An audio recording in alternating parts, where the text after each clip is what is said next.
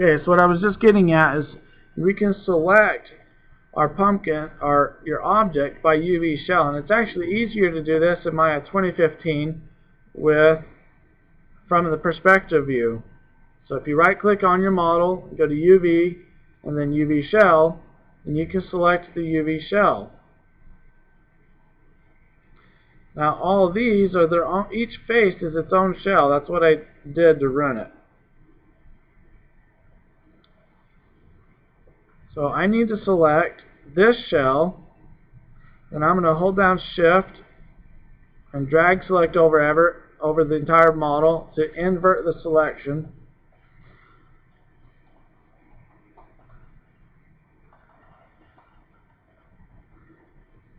And I'm just going to grab the stem of the pumpkin next. So I'm going to hold down Control, and I'm going to deselect everything but the stem.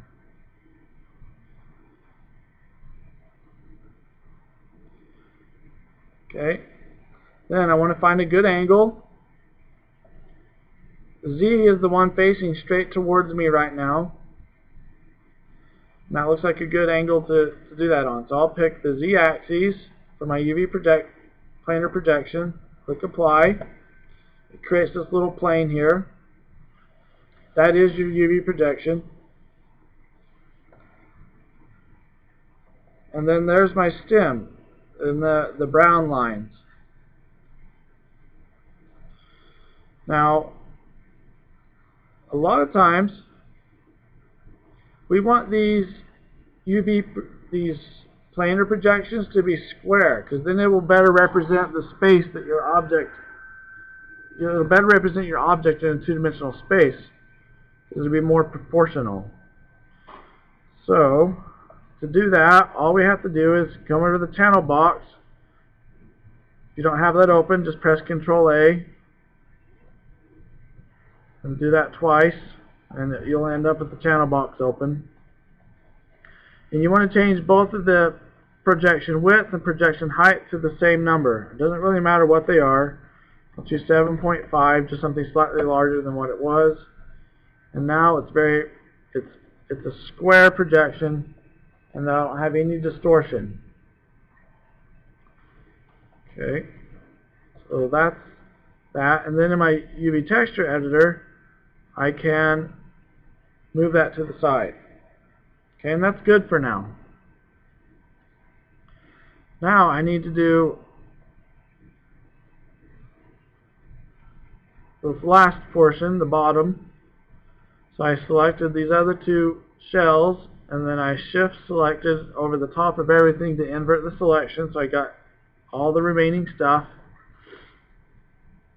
And now I'm going to, the y-axis is going to be the one we want to use. Change this to Y and click Project. Probably want to change both of these, projection width and height, to the same. I should have done that on my very first projection, but I didn't. And go to my UV texture editor, and now everything looks pretty nice. So I'm going to move this off into its own space out here. Okay, now I need to continue to unwrap these.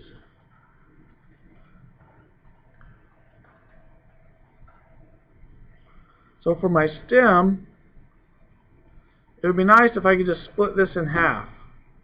So I'm going to go to Edge Mode,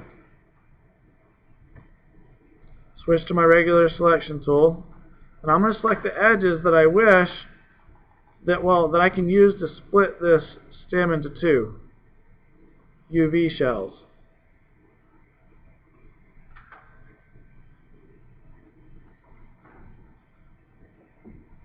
And I want to connect them to these thicker lines, which are the borders of my other UV shells.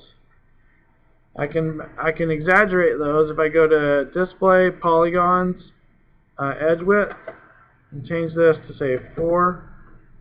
Now it's easier to see. You can see that my selected edges are not that thick. That means they're not yet a UV border. Okay, so with that done, I go back to my UV texture editor. It's real quick. You hold down Shift and right click and cut UVs. You can see that those lines are now very thick.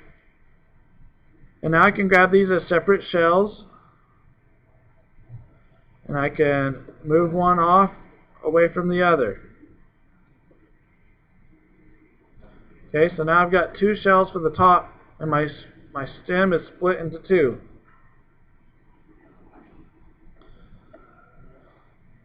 Okay, now people will be mad at me if I didn't show you this.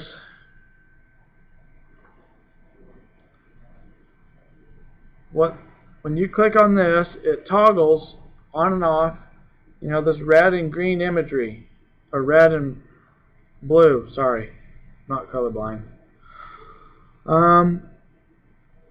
What the blue is showing you is that those are faces which the normal side is out, is facing the camera. And the red, the normal side, is facing away from you. So whatever I was able, if I were to take this into Photoshop and paint on this, then the red areas would actually be reversed on the surface of my model. Okay, so that's how you cut stuff up. A lot of times you end up having to do a lot more cutting than I've done on this, but with hard surface models, most of the time it just makes sense. I mean, you take the side of the door of a car, or you do a wall, or a door like to a house, or a window, or anything like that, and it becomes, that's the way you do it. Now, on this piece here, we see that we got blue and red facing us. That means that there's overlapping, that these faces are overlapping. So if I were to go to UV mode, not in the shell, and select some of these,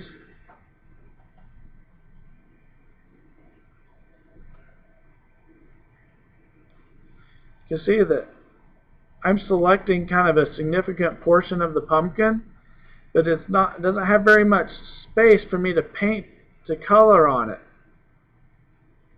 So we want to unwrap this a little bit more.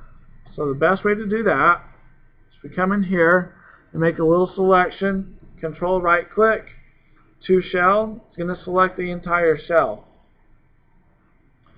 Okay, I'm going to go ahead and scale this entire thing up a little bit, just so that I can grab this, I can put this border, the UV texture border, or the shell border, I can make it a little bit bigger. Okay, and then we're going to control right click, to shell border. That selects only the border.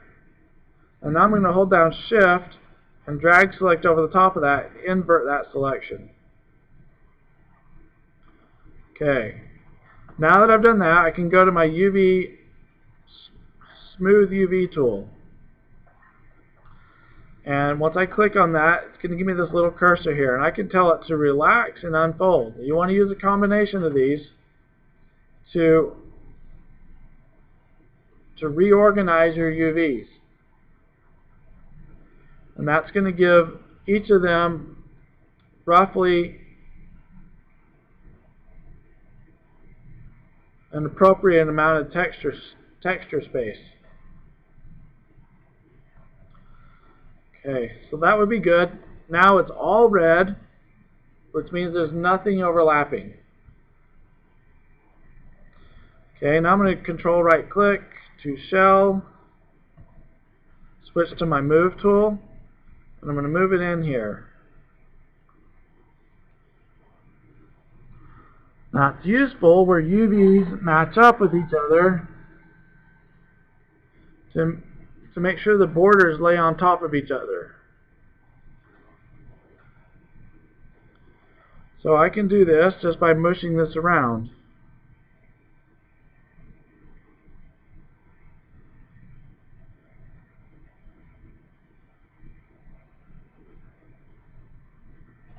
With my scale tool. In fact, if I get it too close, it starts to merge them back together. That's a new feature.